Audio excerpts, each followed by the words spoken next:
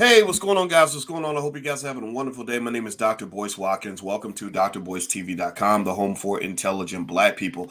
Today, we're going to talk about Disney. Disney is laying off workers like crazy. They just announced that they're laying off thousands more workers, and they're putting their workers on notice. There's a whole theory that I have about why Disney is doing things the way they're doing it and why there could be more layoffs to come. So get comfortable, buckle up a seatbelt. We're going to get started on the Black Financial Channel right now.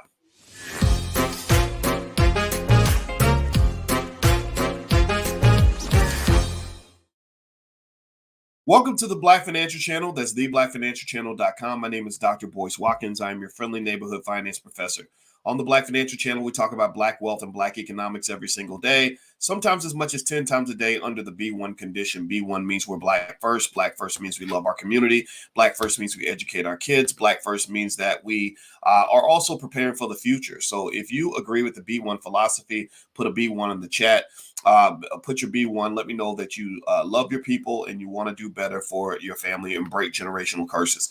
All right, everybody. So I want to say hello to Reginald, Ruby, Just, Elhaj, Atlanta's Black Wall Street, Snacks Goody, Jermaine Trusty, Shania Pulley, Latanya Thurman, and everybody on TikTok. So let's hop in. Let's talk about the topic for today, man. Oh my gosh. So Disney just made a crazy move. Disney just announced that they are laying off thousands and thousands more workers. They had already laid off thousands before. They'd already, kind of made some heavy moves in terms of cutting costs. Bob Iger is not playing. Bob Iger came back. Bob Iger is the CEO of Disney. I'm a shareholder of Disney.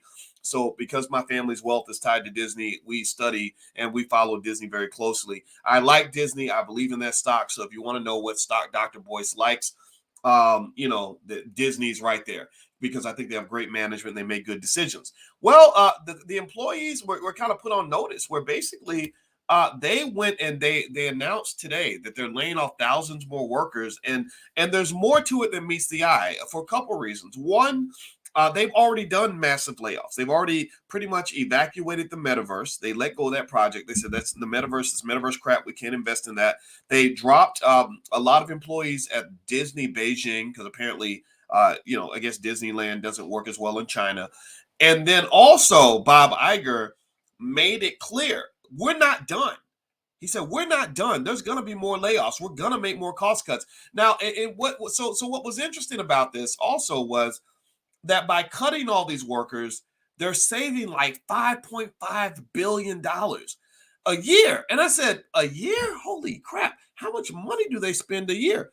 Did y'all know? Give me a yes or no if you even knew this. Did y'all know that Disney spends $79 billion a year on operating costs? Did anybody else know that? I didn't know that their operating costs are that. I would have guessed maybe 10 billion or 15 billion. They spend 79, almost $100 billion a year on operating costs. So here's what I think is really happening, to be honest with you. And I'm going to tell you about what I think are the ripple effects of this move by Disney. First of all, I think Wall Street's going to like it. I think Wall Street is kind of changing and investors are changing their expectations in terms of what they want from corporations. They don't want companies just going out and getting cheap money from the Fed that used to be available. That's what they would do. And they would just try to grow. And they didn't worry about being profitable. Now efficiency matters. Now cash flow matters. So they're looking for companies that are going to be efficient. Netflix completely changed their whole business model for the most part because the economy went south and they had to kind of buckle down and take a different approach. They couldn't just report new subscriber numbers. They were now reporting cash flow and revenue and expenses and profitability, right? So Disney is doing the same thing, I think, with all these cuts. They've got to become profitable again or profitable at the same level that they were before. They've got to achieve the right kind of growth. And I think that this is kind of a general theme that works well for Disney. The other thing that's interesting here's one thing that this is something I don't think anybody else in media might have caught on to, but here's what I'm noticing. I think that CEOs, when they're making these announcements on layoffs, you know what they're doing? They're taking back their power. I think corporations are taking back their power from the workers. Because if you remember, after the pandemic, we had a very tight labor market.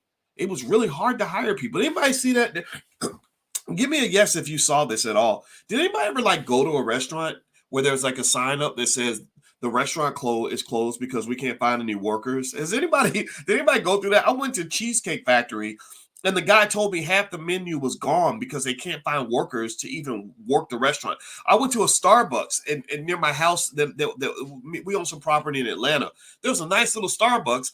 I went to the Starbucks at 1 o'clock in the afternoon on a Tuesday, expecting to get a hot mocha latte, and the door was locked. I said, why the hell is the door locked on a Tuesday at 1 o'clock at Starbucks?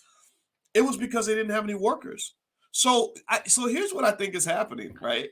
I think that companies are now not only laying people off, but warning other employees that, oh, you could be next, to kind of pull like a little bit of a gangster move on them. I think that they're kind of basically saying, if you are quiet quitting, like if you know that whole quiet quitting trend, if you're just barely doing the bare minimum to keep your job, you better watch your back. If you think that your job is so secure that you can just do whatever you want, you better watch your back. And what's interesting about this, and this is what concerns me about the economy, is that when big companies like Disney do massive layoffs, other companies copy them. And they copy them because they say, well, if Disney's doing it, then it's okay. We can all do it now, right? It's like in the pandemic. Do y'all remember what started the pandemic in terms of shutting everything down? The big catalyst was when the NBA canceled the rest of the season. When the NBA canceled the rest of the season, everything started shutting down at that point because people said, whoa, the NBA is going out. So we're all exiting the building now. So I think that Disney being an industry leader with all those layoffs, you're going to probably see other companies making similar announcements.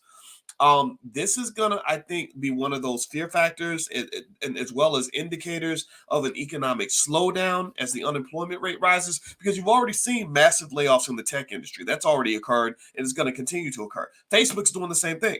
They're pulling the gangster move. They're basically saying, look, we've laid off thousands of you. Oh, but you might be next. So don't get too comfortable, right? So ultimately, the bad side of it is that it's not fair, right? There's a really smart guy named Ray Dalio who did an interview that I really liked, where he was basically talking about the civil unrest that is emerging because the wealth gap in America is growing so much, right? And I agree with him 100%. I think that workers are being screwed. Corporations are making more money than ever. Their greed is going to be their downfall. I mark my word. So that's the downside of this. The good side of it, though, is that it allows us to kind of move forward and get this recessionary stuff out of the way. It's a recession is naturally deflationary, which kills one big dragon we've been fighting for 2 years, which is inflation. So the Fed doesn't have to keep hiking interest rates, which is kind of creating like this weird destabilizing effect in the economy. A lot of banks failed because the Fed kept increasing interest rates and it was reducing the value of their corporate bonds, which were supposed to be safe assets. So once the Fed kind of gets out of the Kool-Aid, I think that's when your stock market is going to start going up again. I think that's when your Bitcoin is going to start doing what I really think it's supposed to do. I really believe Bitcoin is going to be a big one over the next 5 years. That's my 2 cents. And so there is some good news on the horizon. You just got to be able to hold on. Okay, so one thing I want to do is I want to give a thanks to our sponsor for today's podcast, Heart and Soul of a Champion. That is a company run by a good brother named Lee Delworth Productions, and he's in Montgomery, Heart and Wellness. And they have a podcast, and I hope that you will take a look. Baxter Montgomery is the name of the brother that sent the information over, and he is the sponsor for today. So if you want to support a Black-owned business, just go to heartandsoulofachampion.com. Check out what they got going on. We got to support each other, and I appreciate them financing or backing this particular podcast and this content, because we have independent Black-owned media. We want to reach the world, but we don't want to be beholden to the wrong people. So that's a delicate dance. If you have a Black-owned business or a platform and you'd like for me to shout you out, just go to drboycefinance.com. That's drboycefinance.com, and they can hook you up. Now, what does Heart and Soul of a Champion do? One of you asked that, so I want to make sure I'm clear about that. From what I'm reading here, it's basically a podcast sponsor, and it looks like it's all about heart and wellness. And the reason wellness is important, I've told you guys, we've talked about not just the idea that health is wealth. Health is not wealth. I think if you watch me, you've heard me explain this. Health is not wealth. Health is more important than wealth. Why do I say that? Well, because if you go to Billionaires Row and find 5 billionaires that are on their deathbed, and you ask each of those billionaires, which would you rather have, your health or your wealth? Your health or your money? What do you think they're going to say? Which one do you think that the billionaire on his deathbed is going to pick if he had to choose one? He's going to choose his health. So don't kill your health in order to get more wealth. So feel free to go to heartandsoulofachampion.com and learn a little bit more about wellness. We have to take that seriously in our community because that's the most important investment we'll ever make. All right, guys. So anyway, I'm out of here. Do me a favor, hit the thumbs up button, thumbs up, share, subscribe. My name is Dr. Boyce Watkins. I have a training called How to Make Money Without Working on boycewatkins.com. So feel free to go to my website. And God bless you guys. I hope you have a wonderful day. And, just keep moving, keep investing. Things will get better. I promise you. Take care now. Peace.